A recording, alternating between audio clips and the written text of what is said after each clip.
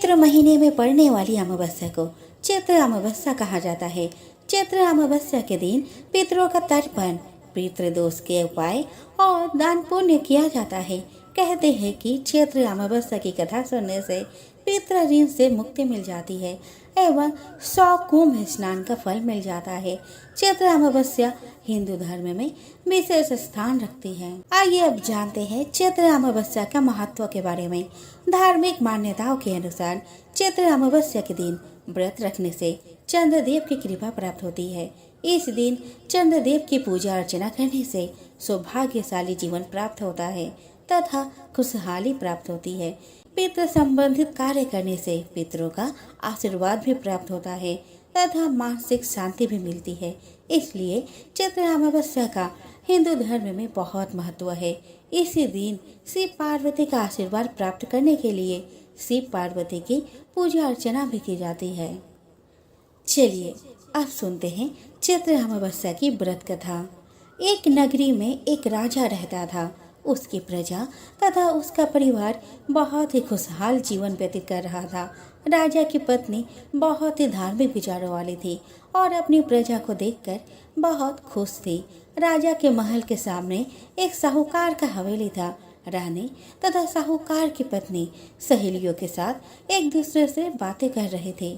एक दिन साहूकार की हवेली से साहूकार की पत्नी की रोने की आवाज आई। रोने की आवाज सुनकर रानी ने राजा से इसका कारण पूछा तो राजा ने बताया कि साहूकार के पुत्र की मृत्यु हो गई है, जिस वजह से साहूकार की पत्नी दुखी है और दुख के कारण वो रो रही है। इस बात को सुनने के बाद रानी ने कहा कि आखिर दुख क्या है और वह क्यों रो रही है। यह बात सुनने के बाद राजा को समझ नहीं आ रहा था कि वह रानी को किस तरह समझाए कि दुख क्या होता है। राजा ने रानी को कहा कि जिस दिन तुम्हारे पुत्र की मृत्यु होगी उस दिन तुम्हें पता चल जाएगा कि दुख क्या होता है। राजा ने कहा कि तुम अपने पुत्र को मार दो, तभी तुम्हें दुख के बारे में पता चलेगा। यह बात सुनने के बाद रानी ने अपने पुत्र को महल से नीचे गिरा दिया। भगवान की कृपा से रानी का पुत्र किसी ढेर पर गिर गया और उसे कुछ नहीं हुआ। पुत्र को देखने के बाद रानी ने फिर से वही प्रश्न राजा से पूछा।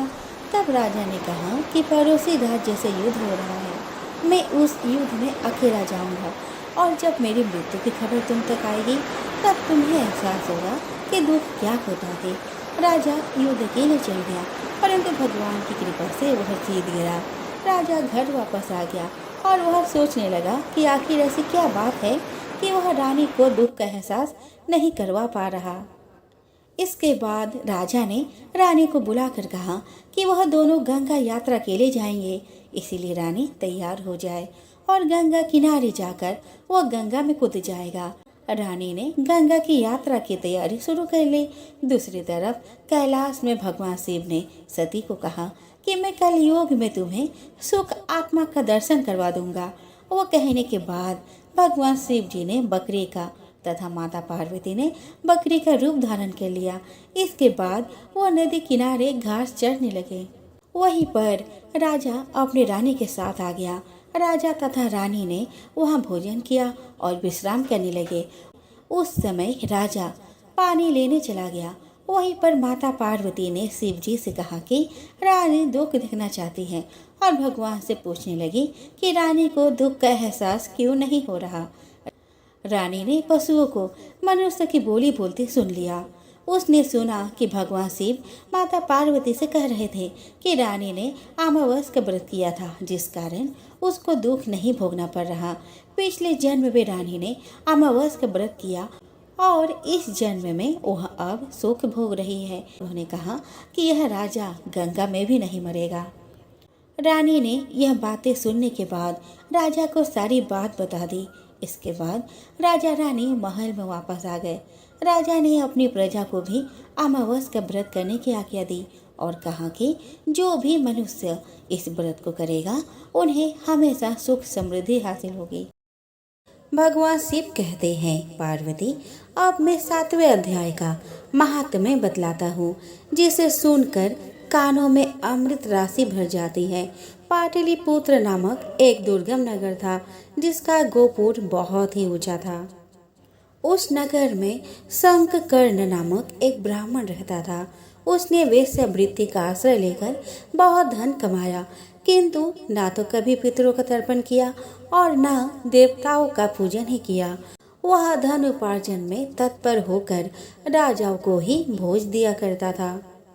एक समय की बात है, उस ब्राह्मण ने अपना चौथा विवाह करने के लिए पुत्रों और बंधुओं के साथ यात्रा की।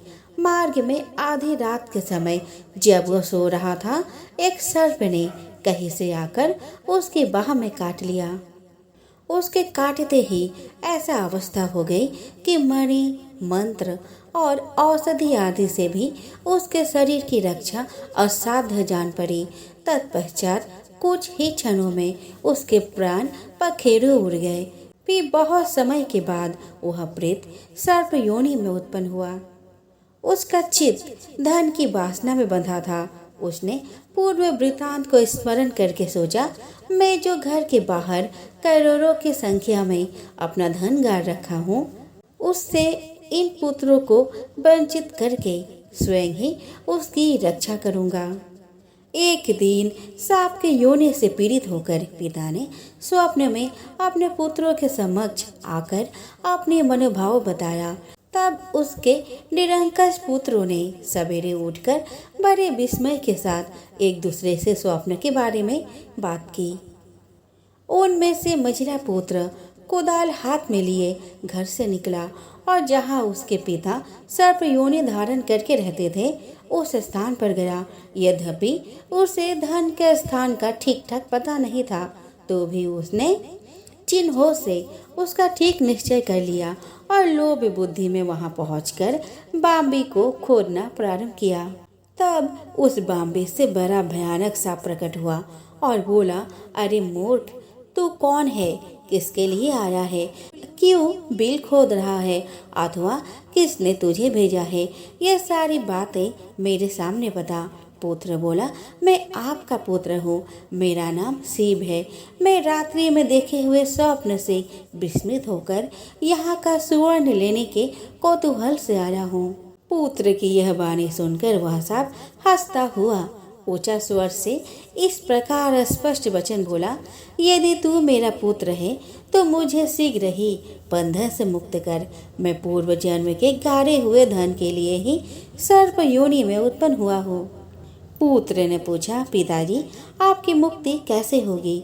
इसका उपाय मुझे बताएं, क्योंकि मैं इस रात में सब लोगों को छोड़कर आपके पास आया हूँ। पिता ने कहा, बेटा, गीता के अमृतमय सप्तम अध्याय को छोड़कर मुझे मुक्त करने में तीर्थ, दान, तप और यज्ञ भी सर्वथा समर्थ नहीं है। केवल गीता का 7वां ही प्राणियों के जरा, मृत्यु आदि दुख को दूर करने वाला है। पुत्र, मेरे श्राद्ध के दिन सप्तम अध्याय का पाठ करने वाला ब्राह्मण को श्रद्धा पूर्वक भोजन कराओ। इससे निस्संदेह मेरी मुक्ति हो जाएगी। वत्स, अपनी शक्ति के अनुसार पूर्ण श्राद्ध के साथ वेद विद्या में प्रवीण अन्य ब्राह्मणों को भी भोजन कराना। सर्प योनि में पड़े हुए पिता के ये वचन सुनकर सभी पुत्रों ने उसकी आज्ञा के अनुसार तथा उससे भी अधिक किया। तब शंखकर्ण ने अपने सर्प शरीर को त्याग कर दिव्य देह धारण किया और सारा धन पुत्रों के अधीन कर दिया। पिता ने करोड़ों की संख्या में जो धन बांट कर दिया था, उससे वे सदाचारी पुत्र बहुत प्रसन्न हुए। उनकी बुद्धि धर्म में लगी हुई थी, इसलिए उन्होंने बावली, कुआं, पोखरा, यज्ञ और देव मंदिर के लिए उस धन का उपयोग किया और अन्नशाला भी बनवाई। तत्पश्चात 7वें अध्याय का सदा जाप करते हुए उन्होंने मोक्ष प्राप्त किया। पार्वती, यह तुम्हें 7वें अध्याय का महात्म्य बताया गया है, जिसके श्रवण मात्र से मानव सब पातकों से मुक्त हो जाता है। एक नगर में गरीब ब्राह्मण परिवार रहता था। उनके घर में एक बेटी थी जो बहुत ही सुंदर थी, लेकिन उसका विवाह नहीं हो रहा था। एक दिन एक साधु उसके घर आए और उस लड़की की सेवा से प्रसन्न हुए और उसका हाथ देखा। उन्होंने बताया कि उसके हाथ में विवाह रेखा नहीं है। साधु ने बताया कि एक गांव में सोना धोबन है। यदि यह कन्या उसकी सेवा करे और वह इसके विवाह के समय अपने मांग का सिंदूर इस बेटी को लगा दे तो इसका बेधव्य योग दूर हो जाएगा। तब ब्राह्मण पिता ने बेटी को उस धोबन की सेवा करने को कहा।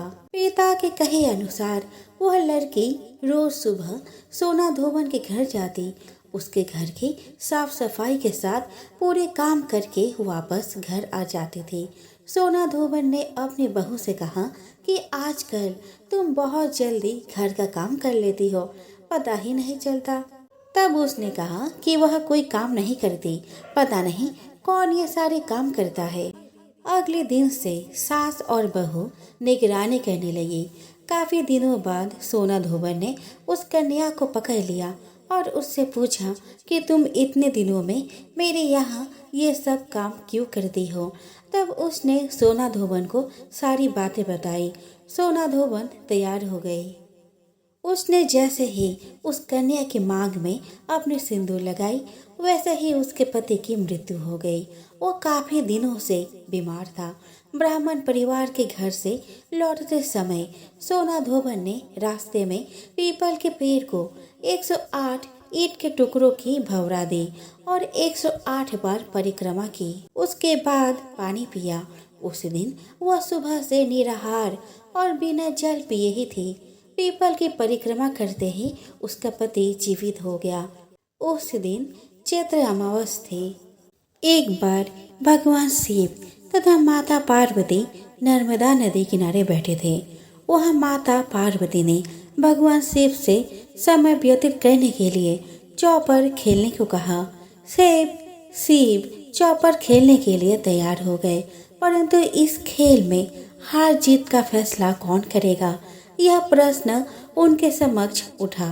तो भगवान शिव ने कुछ तिनके एकत्रित कर उसका एक पुतला बनाकर उसकी प्राण प्रतिष्ठा कर दी और पुतले से कहा, बेटा हम चौपर खेलना चाहते हैं, परंतु हमारी हार जीत का फैसला करने वाला कोई नहीं है, इसलिए तुम बताना कि हम दोनों में से कौन हारा और कौन जीता। उसके बाद भगवान शिव और माता पार्वती का चौपर खेल शुरू हुआ। वह खेल 3 बार खेला गया और संयोग से तीनों बार माता पार्वती ही जीत गई। खेल समाप्त होने के बाद बालक से हार जीत का फैसला करने को कहा गया, तो उस बालक ने महादेव को विजयी बताया। यह सुनकर माता पार्वती क्रोधित हो गई और क्रोध में उन्होंने बालक को लंगड़ा होने का और कीचड़ में पड़े रहने का श्राप दे दिया। बालक ने माता पार्वती से माफी मांगी और कहा कि यह मुझसे अज्ञानवश ऐसा हुआ है, मैंने किसी द्वेष भाव से ऐसा नहीं किया। बालक द्वारा क्षमा मांगने पर माता ने कहा कि यह गणेश पूजन के लिए नाग कन्याएं आएंगी। उनके कहे अनुसार तुम गणेश व्रत करो, ऐसा करने से तुम मुझे प्राप्त करोगी। यह कहकर माता पार्वती शिव के साथ कैलाश पर्वत पर चली गई। 1 वर्ष के बाद उस स्थान पर नाग कन्याएं आई। तब नाग कन्याओं से ही श्री गणेश के व्रत की विधि मालूम करने पर उस बालक ने 21 दिन लगातार गणेश जी का व्रत किया। उसकी श्रद्धा से गणेश जी प्रसन्न हुए। उन्होंने बालक को मनोवांछित फल मांगने के लिए कहा। उस पर उस बालक ने कहा, हे विनायक, मुझ में इतनी शक्ति दीजिए कि मैं अपने पैरों से चलकर अपने माता पिता के साथ कैलाश पर्वत पर पहुंच सकूं और वे यह सब देख प्रसन्न हो। तब बालक को वरदान देकर श्री गणेश अंतर्ध्यान हो गए। इसके बाद वह बालक कैलाश पर्वत पर पहुंच गया और कैलाश पर्वत पर पहुंचने की अपनी कथा उसने भगवान शिव को सुनाई। चौपर वाले दिन से माता पार्वती शिव जी से विमुख हो गई थी, अतः देवी के रुष्ट होने पर भगवान शिव ने भी बालक के बताए अनुसार 21 दिनों तक श्री गणेश का व्रत किया। इस व्रत के प्रभाव से माता पार्वती के मन से भगवान शिव के लिए नाराजगी थी। भगवान शिव के लिए जो नाराजगी थी वह समाप्त हो गई। तब यह व्रत विधि भगवान शंकर ने माता पार्वती को बताई। यह सुनकर माता पार्वती के मन में भी अपने पुत्र कार्तिकेय से मिलने की इच्छा जागृत हुई। तब माता पार्वती ने भी 21 दिन तक श्री गणेश का व्रत किया तथा दूर्वा, फूल और लड्डुओं से गणेश जी का पूजन अर्चन किया। व्रत के 21वें दिन कार्तिकेय स्वयं माता पार्वती से आ मिले। यह तो हम सभी जानते हैं कि सभी प्राणी जन्म लेने से पहले अपने माँ के गर्भ में रहता है, लेकिन क्या आपने कभी सोचा है कि आखिर किस पाप कर्म के कारण प्राणी गर्भ में प्रविष्ट करता है और उसे क्यों गर्भ में कई कष्ट भोगना पड़ता है? अगर नहीं तो ये वीडियो को आप पूरा अवश्य देखें। इस वीडियो में हम आपको ये बताने जा रहे हैं कि किसी की पत्नी क्यों युवावस्था में मर जाती है और पिता के रहते पुत्र की मृत्यु को प्राप्त करता है, जिसका वर्णन गर्भ गीता में किया गया है। गर्भ गीता के पहले अध्याय में इस बात का उल्लेख किया गया है कि अर्जुन ने भगवान श्री कृष्ण से एक दिन सवाल किए कि हे मधुसूदन, आप मुझे ये बताने की कृपा करें कि प्राणी अपने माँ के गर्भ में आता है तो वह अपने किस गुण दोष के कारण आता है। प्राणी जन्म से पहले गर्भ में कष्ट पाता है और जन्म के समय भी असहनीय पीड़ा पाता है। इसके बाद भी वह रोग पीड़ा के कारण दुख पाता है। उसे बुढ़ापे में अनेक रोग घेर लेते हैं और उसकी मृत्यु हो जाती है। अतः हे भगवान, कृपा करके मुझे ये बताएं कि वे कौन से कार्य है जिनसे मनुष्य जन्म मृत्यु के दुखों से बच सकता है। तब भगवान श्री कृष्ण ने अर्जुन के सवाल का जवाब देते हुए कहा कि है धनुर्धारी, जन्म मृत्यु का बंधन तो सभी प्राणियों की नियति है, यानी जिस किसी प्राणी ने इस मृत्यु लोक में जन्म लिया है उसकी मृत्यु निश्चित है और यह सदा से ही संसार में क्रियान्वित रहा है। जो प्राणी संसार में नष्ट होने वाले पदार्थों से प्रेम करते हैं या जो प्राणी संसार के नश्वर वस्तुओं की इच्छा रखते हैं या फिर जो प्राणी संसार की दौलत पाने को तो कामना करता है परंतु भगवान भक्ति से विमुख रहता है, इसलिए वह बार बार अनेक योनियों में पैदा होकर जीवन मरण और गर्भ के दुख भोगता है। भगवान कृष्ण के मुख से ऐसी बातें सुन अर्जुन ने फिर उनसे पूछा कि हे माधव, संसार की मोहमाया से मुक्ति तो संभव नहीं। मन 5 विकारों के वश में है। वे 5 क्रिया काम, क्रोध, लोभ, मोह और अहंकार है।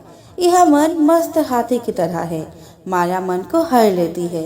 इन 5 विकारों में अहंकार सबसे प्रबल है।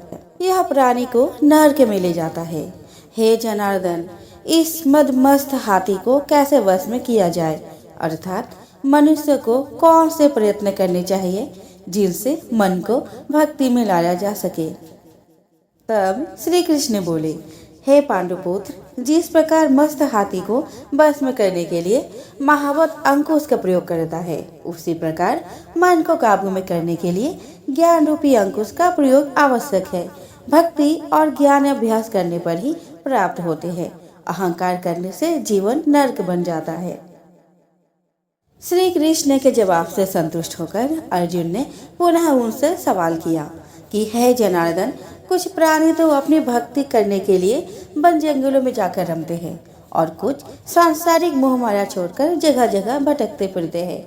अतः हे प्रभु, इस बारे में कैसे पता चले कि आपका भक्ति किस प्रकार मिल सकती है?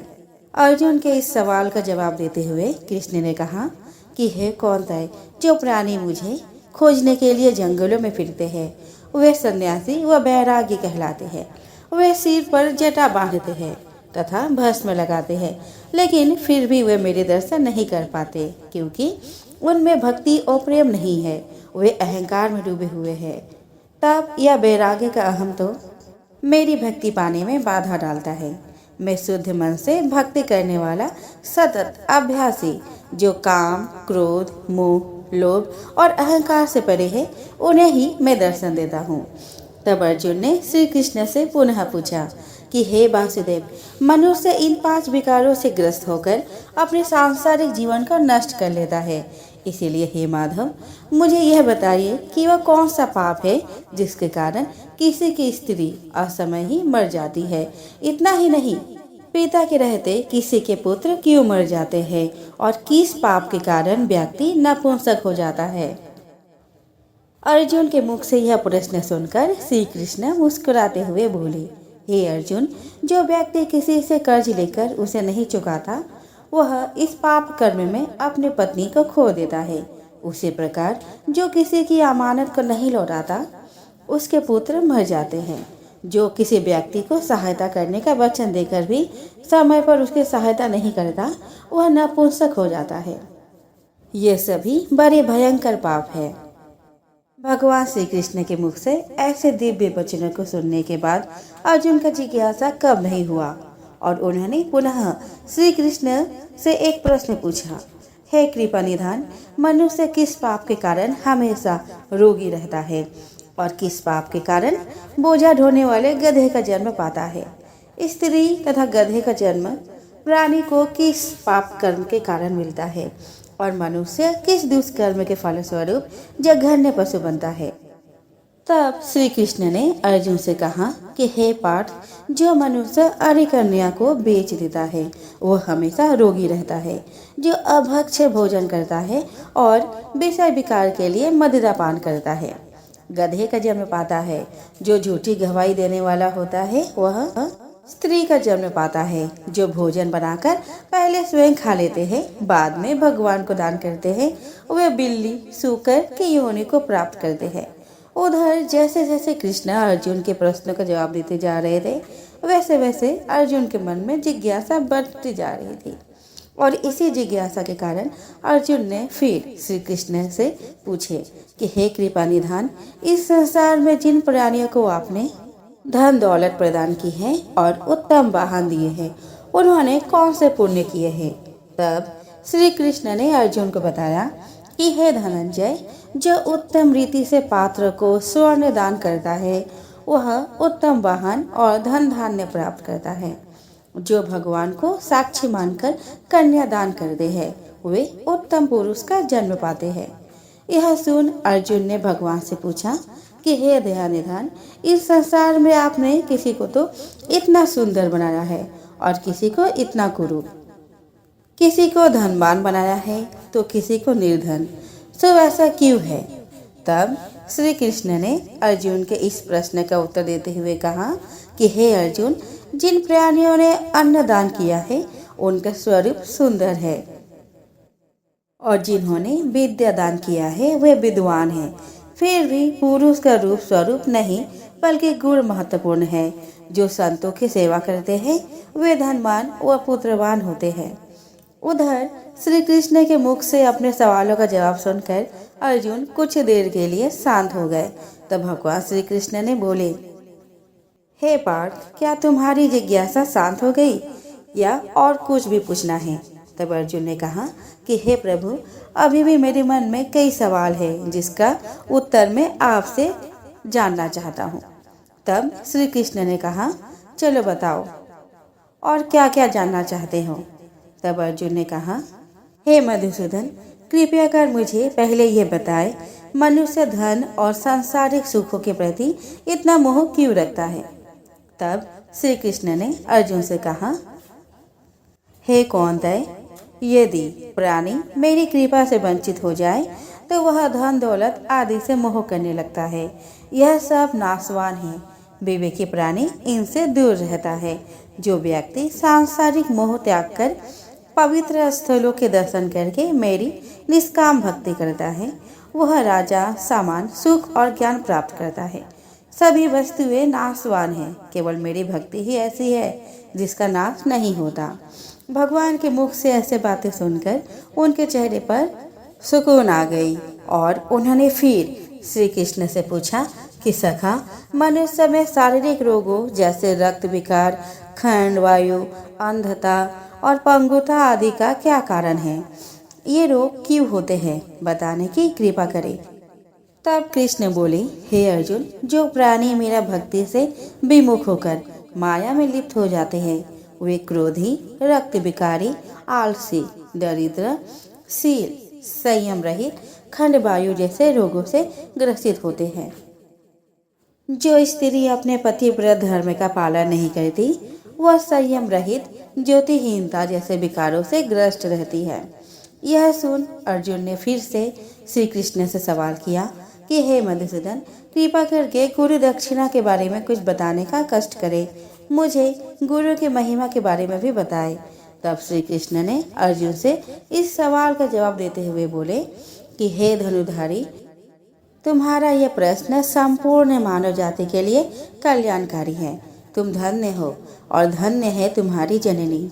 हे पार्थ, ब्रह्मचारी और संयमी पुरुष जो ईश्वर भक्ति और परोपकार में लगा हो, उसे ही गुरु बनाना चाहिए। अपने गुरु को देख रेख में ही मेरी पूजा करे। गुरु की कृपा से विमुख प्राणी सप्तग्राम मारने का पाप भोगता है। ऐसे प्राणी का मुख देखना भी पाप होता है। हे अर्जुन, सारे संसार के गुरु जगन्नाथ है। विद्या का गुरु काशी, चारों वर्णों का गुरु ब्राह्मण, ब्राह्मण का गुरु सन्यासी है। सन्यासी उसे कहते हैं जो सब कुछ त्याग कर मुझ पर रम गया हो। जो गुरु का भक्त है वह मेरा भक्त है। जो गृहस्थ गुरु से विमुख होता है वह चांडाल के समान है। जिस जगह मदिरा का भांड हो उस स्थान का गंगा जल भी अपवित्र होता है। इसी तरह गुरु से विमुख व्यक्ति का भजन भी अपवित्र होता है। उसके सभी कर्म निष्फल है। ऐसा व्यक्ति कुकुर, सूकर, गर्दभ, काक इन योनियों को पाता है। वह अजगर सर्प समान आलस्य में डूबा तिरस्कार पाता है। हे कौन्तेय, गुरु दीक्षा के बिना प्राणी का उद्धार संभव नहीं है। जो गुरु की सेवा करता है उसको कई अश्वमेध के पुण्य का फल मिलता है। हे अर्जुन, जो प्राणी तुम्हारे इस संवाद को पढ़ेंगे और सुनाएंगे वे गर्भ के दुख से बचेंगे। वे नरक की 84 योनियों की झंझट यानी जन्म मरण के चक्र से बचेंगे। भगवान श्री कृष्ण के मुखर बिंदु से इस प्रसंग को अर्जुन बड़े ध्यान से सुना। इसी कारण इस पाठ का नाम गर्भ गीता है। इस प्रसंग को पढ़ने और सुनने से व्यक्ति को पुण्य का फल मिलता है तथा उस व्यक्ति पर सदैव भगवान श्री कृष्ण की कृपा बनी रहती है।